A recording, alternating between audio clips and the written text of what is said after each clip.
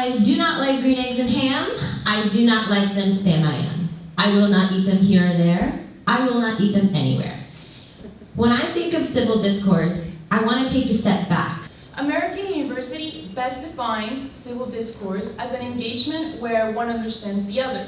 A Dr. Seuss book that we read over and over as children kind of displays it. How many of you are afraid to talk to family and friends about politics? Tuning into American political news is like turning on your TV, going over to the news station and expecting a nice civil debate, and instead witnessing political professional wrestling. Nothing can be more American than having the ability to think and exchange ideas openly and freely. It is the right to freedom of speech and expression that hold together the civic-minded fabric of this nation. Now you might be thinking, this guy just say civic-minded? America?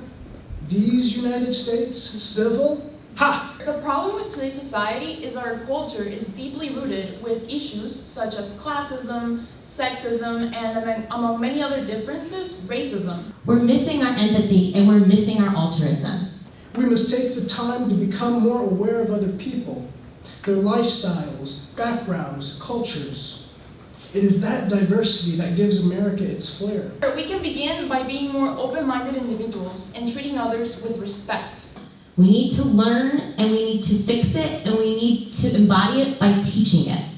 We must treat others the same way we expect to be treated. But this is only possible if we take the time to put our differences aside and listen. We have a lot of things to learn by listening. We refuse to listen. We just talk, and when someone is replying back to us, we ignore it. We're just like, that's nice. I'm gonna do me. So I ask you to join me as we stand up, brush ourselves off, and leave this fight.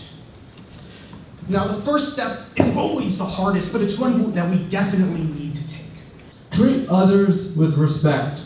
And giving that person respect, even when that respect is hard to give or to earn. In the end, if you think about it, after everything that Sam went through in Dr. Seuss, he ended up liking the green eggs and ham. He put that poor little character that we have no idea what his name is, through all of that trouble, just in the end, to enjoy green eggs and ham. So the next time you're having a civil conversation with somebody, don't necessarily block them out, because in the end, you might actually like what they have to say. Thank you.